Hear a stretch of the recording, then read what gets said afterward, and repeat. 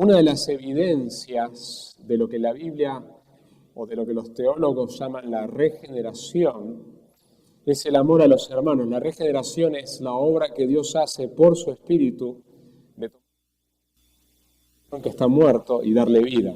La Biblia describe que nuestra condición natural, cuando nacemos en este mundo, es una condición de que estamos separados de Dios, de que estamos muertos a las cosas de Dios, de que nadie busca a Dios. La Biblia dice que no hay una sola persona que busca a Dios realmente. Puede parecer que está buscando a Dios, pero nadie realmente busca a Dios, y que no hay una sola persona que sea buena, según Romanos, según Salmo 14, pero que Dios en su la obra milagrosa de la conversión regenera, da vida nueva a un corazón que estaba muerto. Y una de las evidencias de que eso realmente ha ocurrido en nosotros es que amamos a los hermanos. Solo para repasar un poco el contexto de este párrafo que estamos mirando, el libro de 1 Juan no es muy fácil entender la estructura del autor. Hay libros que son fáciles de entender las partes del libro y ver la línea de pensamiento del autor que nos ayuda a entender el mensaje del autor. Pero el 1 Juan es un poquito más complejo y hay distintas maneras que distintos comentarios han intentado dividir el libro. Pero una de ellas la mencioné en el primer sermón que vimos de este libro en la conferencia ante su palabra, donde la carta se abre con un prólogo en el capítulo 1, del versículo 1 al 4, y después vemos un mensaje a través de todo el libro que se desarrolla en dos partes. Del 1:5 al 3:10 hay una declaración inicial a toda esa sección, y en ambos casos, como vemos del 3:11 al 5:12, hay una frase parecida. Por ejemplo, en la parte número 1, en el versículo 5, el capítulo 1, dice: este es el mensaje, Dios es luz. Y después la segunda parte del libro, que arrancaría en el capítulo 3, versículo 11, se repite también la misma frase: este es el mensaje, Dios es amor.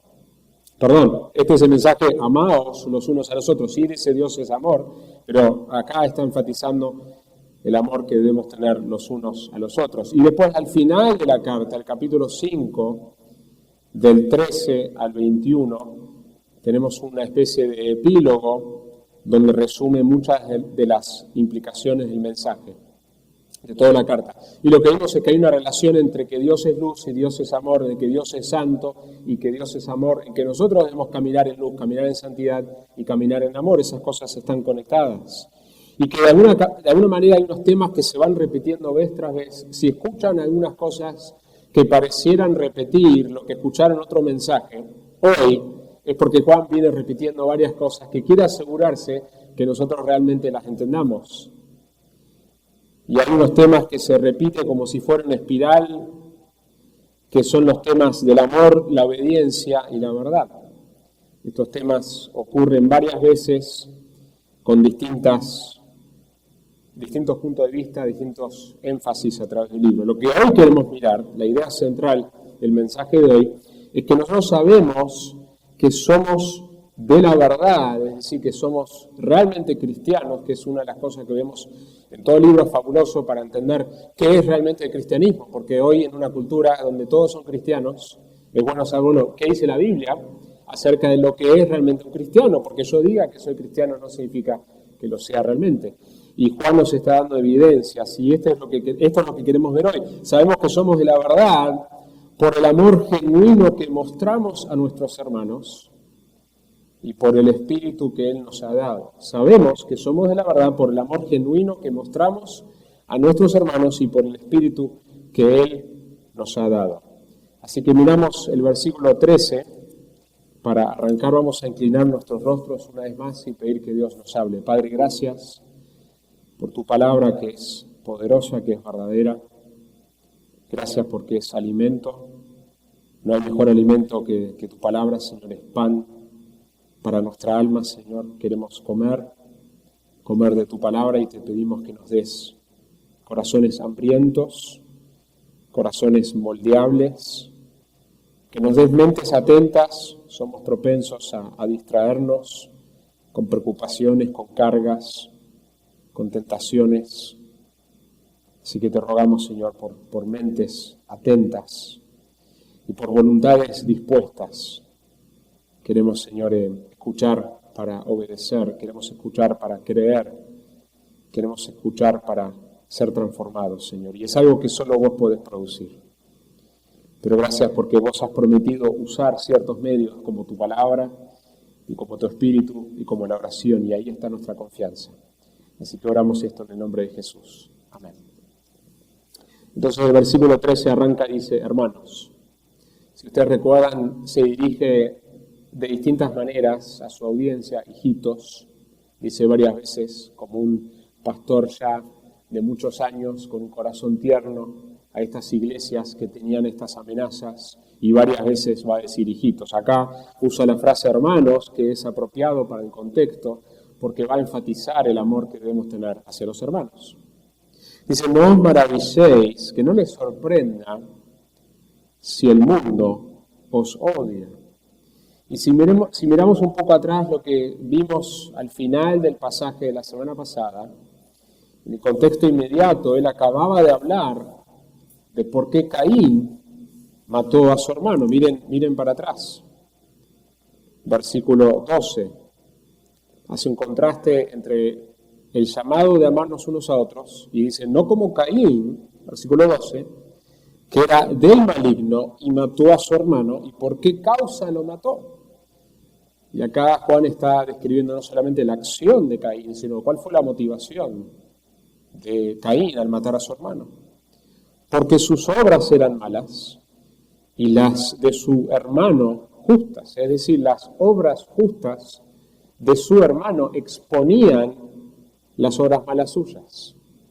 Es lo que Juan también dice en su evangelio, que la luz, que es Cristo, las tinieblas rechazan esa luz porque esa luz expone la maldad.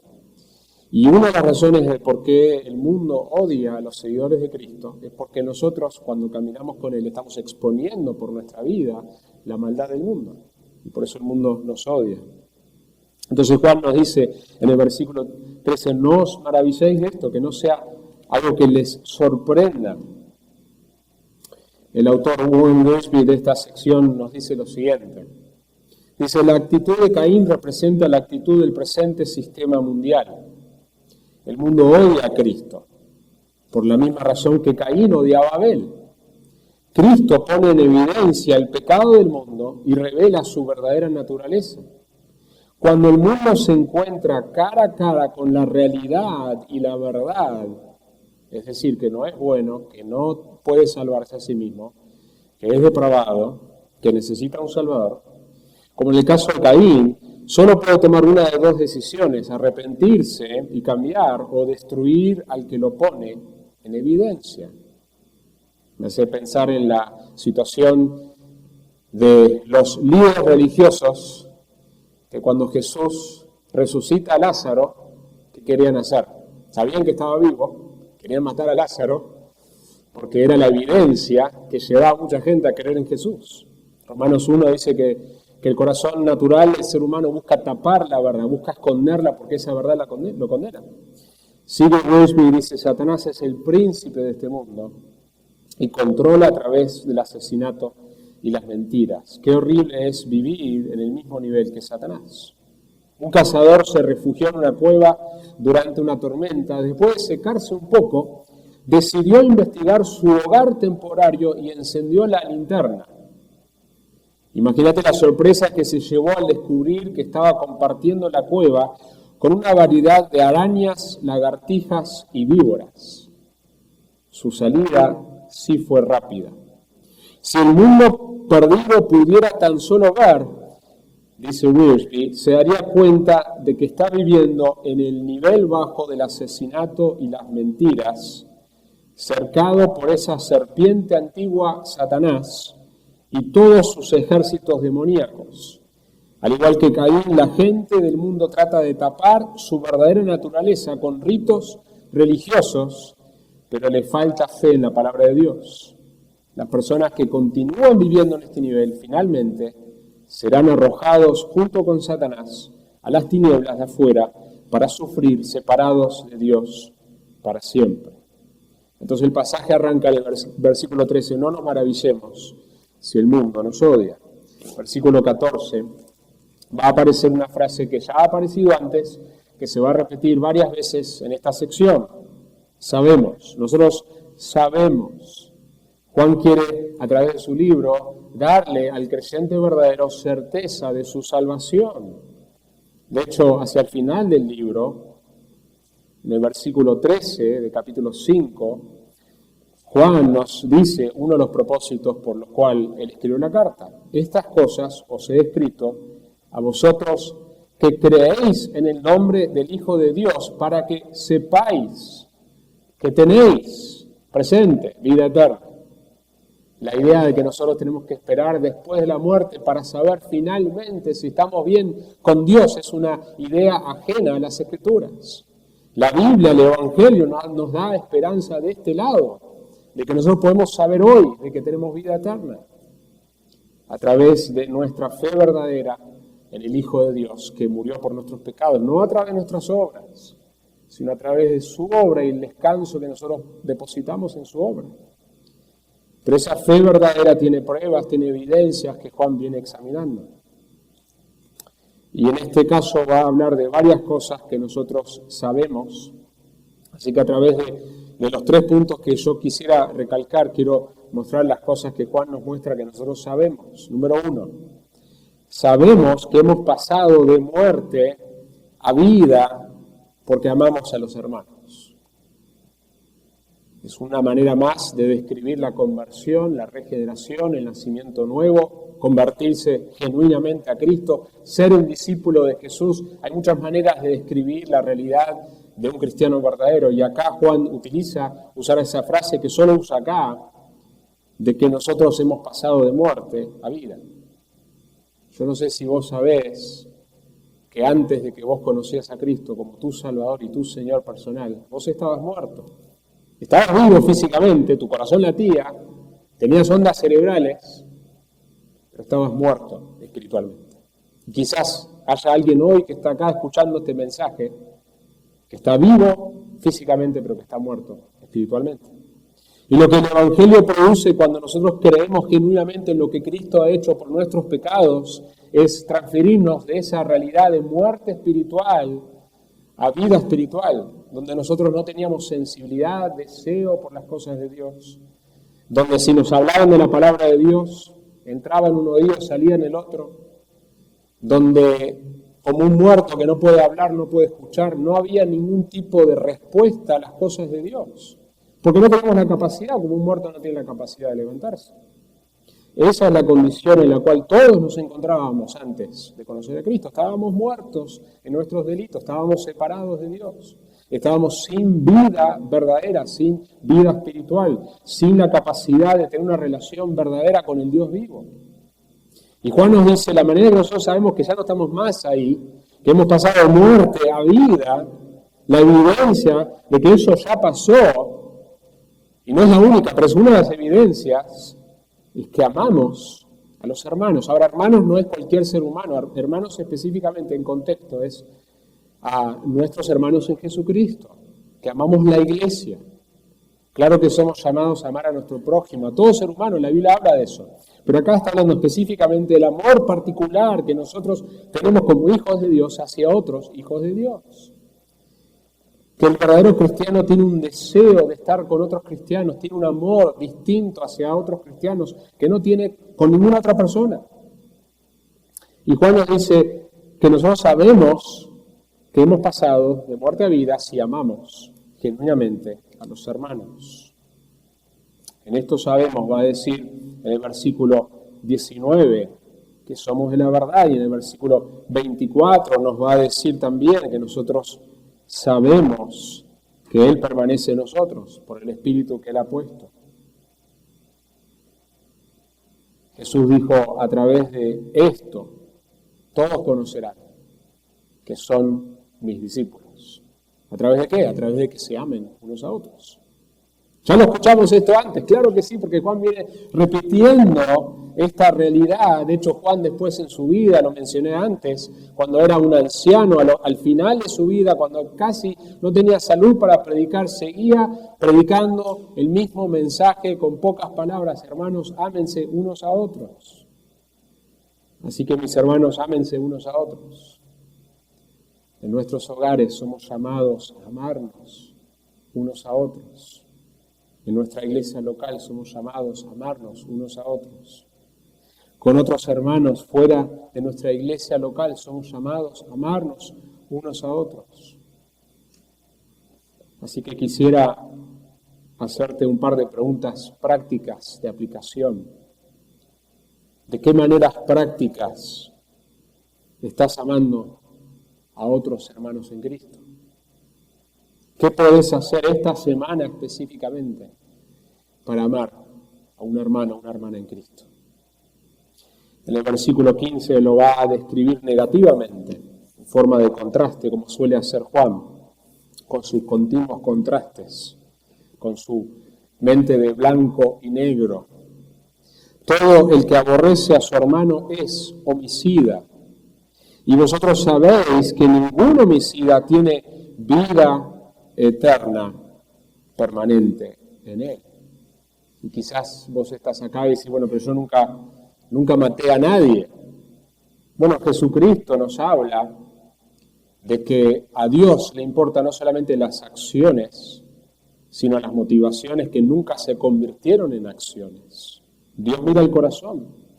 Jesús dice en el Evangelio de Mateo, capítulo 5, versículo 21, habéis oído que se dijo a los antepasados, no matarás, y cualquiera que cometa homicidio será culpable ante la corte, pero yo os digo que todo aquel que esté enojado con su hermano será culpable ante la corte, y cualquiera que diga raca a su hermano será culpable delante de la corte suprema.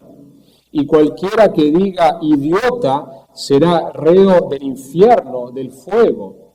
Por tanto, si estás presentando tu ofrenda en el altar y así te recuerdas que tu hermano tiene algo contra ti, y continúa el texto, la necesidad de reconciliarse con su hermano, el punto es que Jesús está mirando no solamente el acto, sino lo que está en nuestro corazón. De la misma manera que Jesús dice, no solamente cometer adulterio, sino es cómo nosotros pensamos y cómo miramos con nuestros ojos. Esto no significa que si alguien sí ha matado a alguien físicamente, está fuera de la posibilidad del perdón de Dios. De hecho, el apóstol Pablo mató a personas y Dios lo salvó. Pero la realidad es que el odio, que es la fuente del asesinato, es la característica de la persona no salva. Tito 3:3 dice, porque nosotros también en otro tiempo éramos necios. Esto es lo que describe de cómo éramos antes de Cristo y no describe cómo es el cristiano. Desobedientes, extraviados, esclavos de deleites y placeres diversos, viviendo en malicia y envidia. Escuchen esto. Aborrecibles y odiándonos unos a otros. Esa es la descripción de la condición de la persona sin Cristo. Es muy interesante que cuando llegamos al versículo 16, podemos pensar que tenemos primera de Juan 3:16 y tenemos el famoso pasaje de Juan 3:16 y la relación que hay entre los dos. Juan 3:16, porque de tal manera Dios amó al mundo, que dio a su único Hijo para que todo aquel que crea en Él no se pierda, sino tenga vida eterna. Y cuando llegamos a 1 de Juan 3:16, miren lo que dice. En esto conocemos el amor, en que Él puso su vida por nosotros. También nosotros debemos poner nuestras vidas por los hermanos. Lo que Cristo ha hecho por nosotros en la cruz, entregar su vida para salvarnos, tiene que tener un efecto sobre nosotros. Y uno de los efectos es como nosotros entregamos nuestras vidas por otros. Juan nos está diciendo que el amor tiene que ser práctico. De hecho, no es solamente la idea de esto que es más extravagante y más como un héroe que entrega literalmente su vida física, que deberíamos estar dispuestos a hacer por causa del reino, pero que la dificultad real para la mayoría de nosotros tiene que ver con esta muerte diaria a las cosas pequeñas, los pequeños sacrificios, las pequeñas negaciones que nadie ve que lo hacemos para servir a nuestros hermanos. El amor tiene que ser práctico, que es lo que va a decir el versículo 17. Pero el que tiene bienes en este mundo, la palabra griega es bios, el que tiene sustento, lo necesario para vivir. Entonces no está hablando de una persona que tiene de más, está diciendo el que tiene bienes, el que tiene bios de este mundo, y ve a su hermano en necesidad y cierra su corazón contra él, ¿cómo puede morar el amor de Dios en él? Juan nos está hablando del amor práctico en servirnos en situaciones muy específicas de necesidad. De hecho, cuando leemos el Nuevo Testamento nos enteramos en el libro de Efesios que una de las razones que trabajamos para ganar dinero es para compartir con otros. Una de las razones que trabajamos para ganar dinero es para poder compartir con otros. Efesios 4:28 dice, el que roba, no robe más, sino más bien que trabaje haciendo con sus manos lo que es bueno, a fin de que tenga, al trabajar, que compartir con el que tiene necesidad. Entonces no es la única motivación, hay varias motivaciones que la Biblia nos da cuando vamos a nuestros trabajos, pero una de las motivaciones que debemos tener bíblicamente para ganar dinero es, quiero obtener dinero para poder compartir con otros que tienen necesidad. Y esto es lo que Juan también nos está diciendo. Este compartir, esta generosidad, tiene que empezar adentro de la casa de la fe. Gálatas 6:10 dice, así que entonces hagamos bien a todos según tenemos oportunidad y especialmente a los de la familia de la fe. Nuestras prioridades bíblicas es que amamos a nuestro Señor Jesucristo, amamos a la iglesia local y amamos al mundo. Pero el bien que hacemos comienza con la familia de la fe y se va hacia afuera. Santiago 2:15-16 nos habla de que nuestra fe tiene que mostrarse con nuestras obras. No somos salvos por las obras, somos salvos solamente por nuestra fe, pero esa fe genuina que no tiene obras no puede ser una fe genuina, aunque digamos que es genuina si no hay obras. Y Santiago 2:15-16 dice, si un hermano o una hermana no tiene ropa y carecen del sustento diario, y uno de vosotros les dice, id en paz, calentaos y saciaos, pero no le dais lo necesario para su cuerpo, ¿de qué sirve?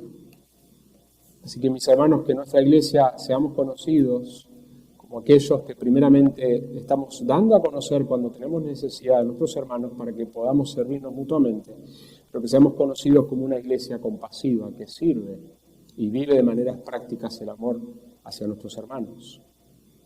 En versículo 18, hijos, no amemos de palabra ni de lengua, sino de hecho y en verdad. Y ahí está el desafío, ¿no es cierto? El desafío es que esto se haga real, práctico en nuestra vida. Cuando nosotros amamos como Jesús amó, esto es un poderoso imán, es un poderoso testimonio que el mensaje que nosotros predicamos es verdadero y es distinto y es radical a cualquier otro mensaje.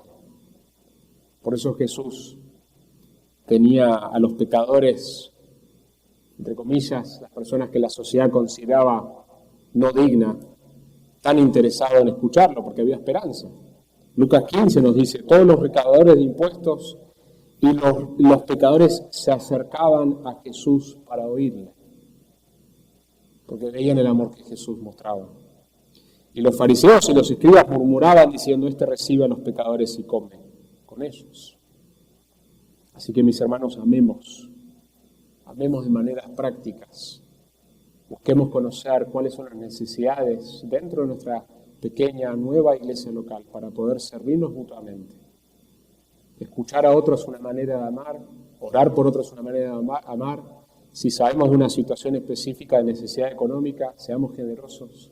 Amémonos de maneras prácticas. Número 1, sabemos que hemos pasado de muerte a vida porque amamos a los hermanos. Número 2, la otra cosa que Juan nos va a decir que sabemos es que somos de la verdad, porque Jesús dice, yo soy el camino, yo soy la verdad, yo soy la vida, nadie viene al Padre si no es a través de mí. Entonces no importa cuán postmoderno siga nuestro mundo, no importa cuán pluralista, de que hay muchos caminos, de que hay muchas verdades, de que tu religión es tan buena como la mía, Jesús dice, no, hay una sola manera y es a través de mí. Para venir al único Dios verdadero, uno tiene que venir bajo los términos de Dios, no bajo los términos del ser humano. Y esos términos son a través del Hijo de Dios, quien es verdad, quien dice yo soy la verdad. Y cuando nosotros como cristianos afirmamos que nosotros tenemos la verdad absoluta, eso no es arrogancia, eso es reconocer que lo que Dios dice es verdad. Es fe en la palabra de Dios, es fe en lo que Cristo ha dicho. De hecho, nosotros no tenemos la verdad porque somos más astutos ni más sabios. Creemos que somos salvos por gracia. Creemos que nosotros estábamos caminando con una vida separada de Él, que si Él no hubiera intervenido jamás hubiéramos creído. Pero nosotros creemos y sabemos que somos de la verdad al amar en hecho y en verdad, y tenemos confianza delante de Dios en la oración. Ese es el segundo punto. Sabemos que somos de la verdad cuando amamos en hecho y verdad y tenemos confianza delante de Dios en la oración. Miren cómo continúa el versículo 19.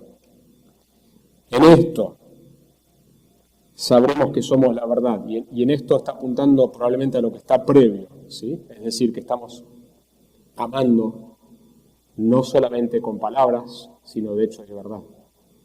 Ahora podemos caer en el error de pensar que Juan está diciendo que para que nosotros estemos bien con Dios, para saber que Él nos ha perdonado, nosotros tenemos que hacer estas cosas.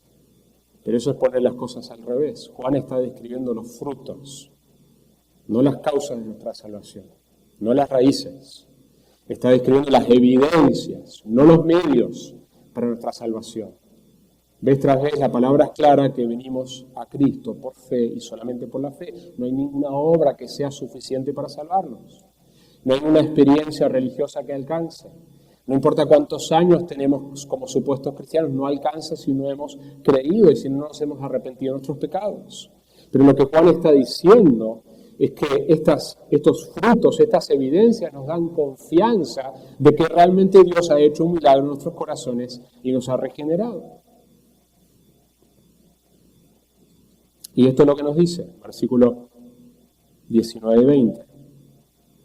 En esto sabremos que somos la verdad y aseguraremos nuestros corazones delante de Él en cualquier cosa en que nuestro corazón nos condene, porque Dios es mayor que nuestro corazón y sabe todas las cosas. Son unos textos que requieren explicación. La Biblia dice que cada uno de nosotros tenemos, cristiano o no cristiano, tenemos una conciencia dada por Dios. Ahora esa conciencia puede ser cauterizada, esa conciencia podemos ignorarla, como cuando uno ignora el ruidito en el auto que te dice que tenés que abrocharte el cinturón de seguridad. ¿Y qué pasa si lo seguís ignorando después de un tiempo? Deja de sonar. Entonces, cuando nosotros ignoramos nuestra conciencia, la ignoramos, después de un tiempo ya se apaga la alarma. Pero esa alarma está ahí para advertirnos de algo y la conciencia del ser humano está ahí para mostrar su necesidad. Es una de las evidencias de que hay una ley moral, una realidad de que el ser humano necesita arrepentirse. Por eso cuando predicamos el Evangelio incluimos la confrontación de la ley de Dios y el pecado del ser humano, porque todo ser humano tiene una conciencia. Finalmente sabe que no cumple esa ley, aunque lo niegue. Pero esta conciencia, cuando nos convertimos, el Espíritu Santo utiliza nuestra conciencia, nos da una luz nueva, nos da un corazón nuevo, nos da claridad en lo que Él espera a nosotros y nos da la capacidad de obedecer.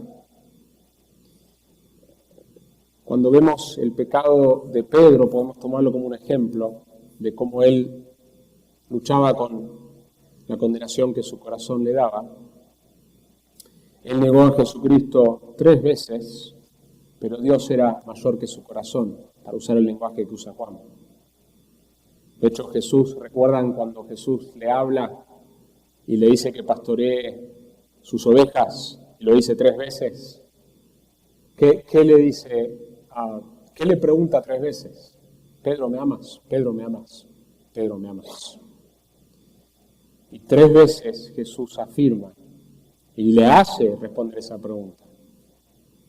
Lo está restaurando. Y le está diciendo, Pedro, yo te voy a usar para pastorear mis ovejas, a pesar de que vos me negaste 3 veces. Y este es el punto, mis hermanos. Si tu corazón te condena, vení a Dios para arrepentimiento y fe. Si tu corazón te condena porque estás fuera de Cristo y por la gracia de Dios estás pudiendo ver tu pecado, vení a Cristo para salvación. Y Él te perdonará y te dará una conciencia limpia. Si tu corazón te condena como hijo de Dios, vení a Dios también en arrepentimiento y fe, no para tener una relación que perdiste, siempre la tuviste. Sos un hijo de Dios, sos una hija de Dios para siempre, desde el momento que naces de nuevo, pero para restaurar esa comunión, para tener una conciencia limpia, para tener un corazón limpio. De cualquier manera, nosotros con un corazón que sentimos la condena, venimos a Dios, y esa condena puede ser correcta por nuestros pecados o puede ser que estamos interpretando mal nuestra conciencia y Satanás nos está acusando. De cualquier manera, venimos a Dios. Si tu corazón no te condena, también venimos a Dios, agradeciendo la obra que Él ha hecho. De cualquier manera, venimos a Dios. Ese es el Evangelio. No sé cuántos vieron la película de El Mago de Oz. Y cuando están los personajes con Dorothy y se presentan a lo que ellos piensan que es el terrible Mago de Oz, que en realidad es alguien que está escondido detrás de toda una escena de ruidos y se hace parecer más grande de lo que es, están temblando frente a este mago. Y este mago le dice cosas fuertes al hombre del Tin Man, no sé cómo es la palabra en español. Y la imagen es terror, la imagen es falta de confianza delante de esta figura poderosa. Bueno, la Biblia nos da una imagen muy distinta de cómo nosotros nos podemos acercar a Dios. En Hebreos nos habla que podemos acercarnos a Dios con confianza. Nos podemos acercar con confianza, no por nuestros méritos, sino porque Jesucristo es nuestro sumo sacerdote. Y nos invita a venir a ese trono de gracia con confianza por la obra de Jesucristo, a nuestro favor. Así que de cualquier manera, si tu corazón te condena, vení a Dios para el perdón de tus pecados. Si no te condena, recordá la gracia que tenés en Jesucristo y acercate con confianza, pero es solo a través de la obra de Jesucristo que podemos acercarnos a Él, y por eso Dios es mayor que nuestro corazón. Versículo 21 al 23.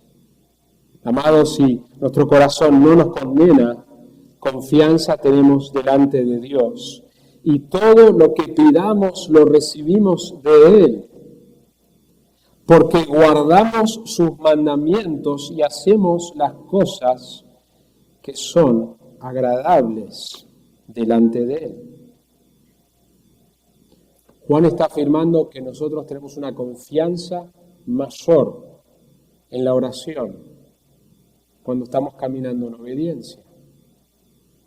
La Escritura afirma ambas cosas, afirma la realidad de que nosotros nos acercamos en oración a Dios por medio y solamente por medio de Jesucristo.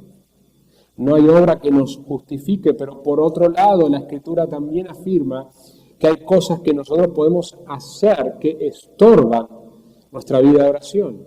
Hay áreas de desobediencia que van a estorbar nuestra vida de oración. Una de ellas está dirigida a los esposos. Que si nosotros como esposos no tratamos a nuestras esposas como un vaso más frágil, nuestras oraciones, dice 1 Pedro, serán estorbadas.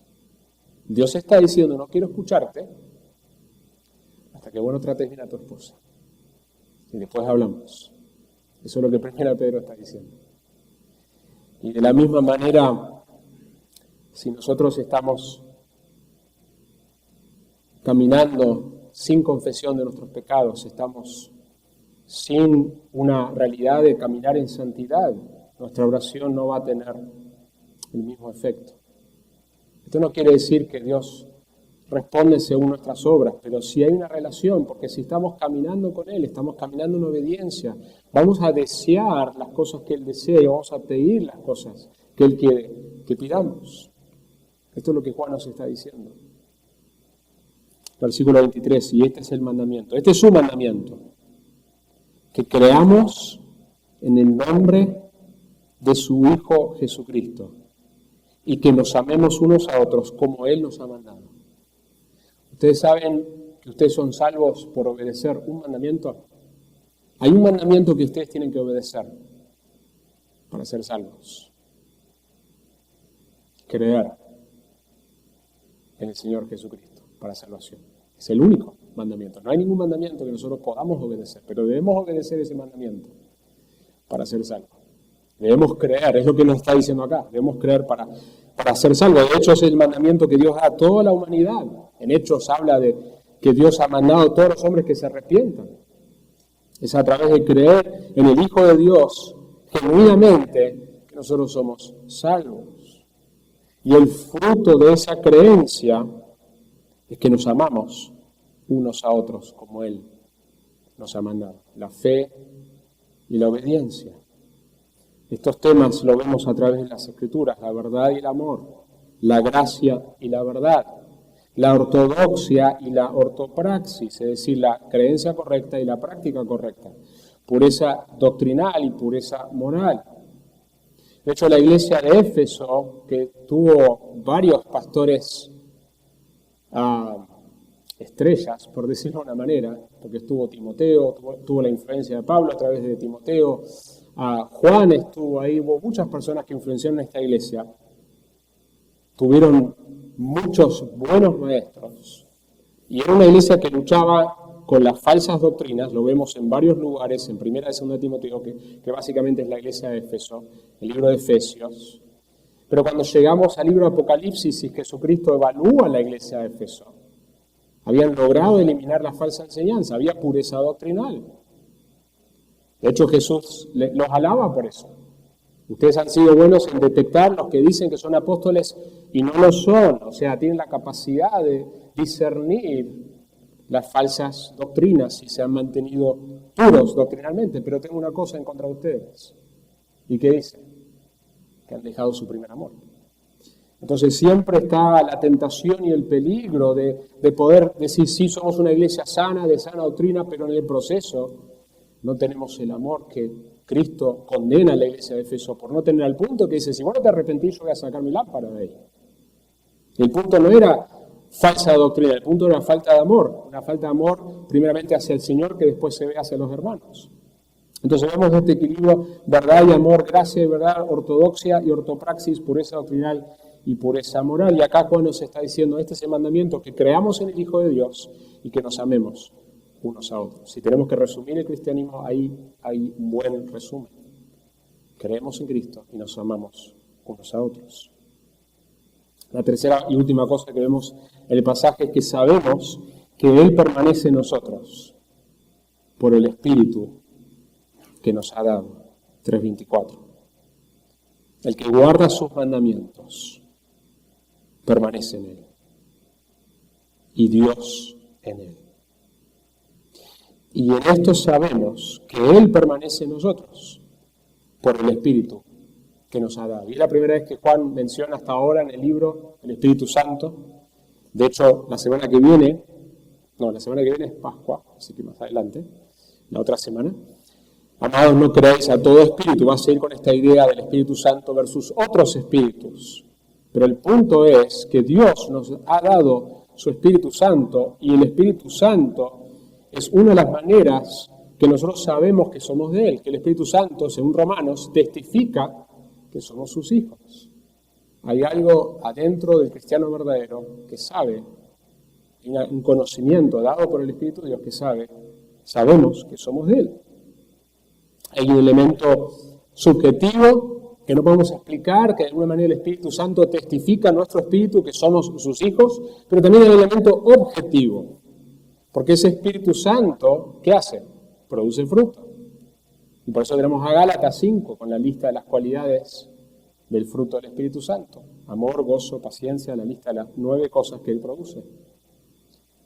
Cuando vemos lo que la Biblia enseña acerca del Espíritu Santo, nos enseña que nosotros tenemos una relación con el Espíritu Santo, así como tenemos una relación con el Padre y con el Hijo, porque adoramos a un Dios trino. De hecho, hay 4 mandatos que la Biblia nos da de cuál es nuestra relación con el Espíritu Santo. 2 son positivos y 2 son negativos. La Biblia habla de que debemos ser llenos del Espíritu Santo, y es un mandato. Eso significa que eso no viene automático y no es una cosa de una vez. Somos bautizados por el Espíritu Santo en nuestra conversión, pero eso no es un mandato, eso es una realidad que ocurre cuando recibimos a Cristo como nuestro Señor y Salvador. Pero somos llamados a estar llenos del Espíritu Santo, a rendir el control, a rendir el volante, a rendir nuestra voluntad para que Él tome control, a caminar en su llenura. Y en el contexto que está dado, es imperativo, ¿cómo sabemos nosotros que estamos llenos del Espíritu Santo? Les doy la respuesta negativa rápida de lo que no es, hablar en lenguas.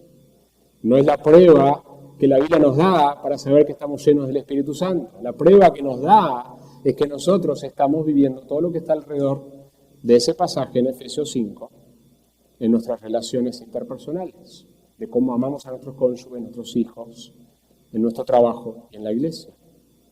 De que estamos dependiendo que Él manifieste su fruto por medio nuestro. No es nuestra vida que puede producir algo bueno, ¿no es cierto? No hay nada bueno en mí, dijo Pablo. No hay nada bueno en nosotros, es el Espíritu de Dios. Y cuando estamos llenos de Él, también tenemos un deseo de alabar y de cantar. Menciona los cánticos espirituales los unos a los otros. La Biblia también menciona que nuestra relación con el Espíritu Santo es una relación donde debemos caminar con Él, caminar por el Espíritu. Y la idea es que también es una dependencia continua, regular, de estar caminando con Él. Son términos y conceptos similares que la Biblia nos da.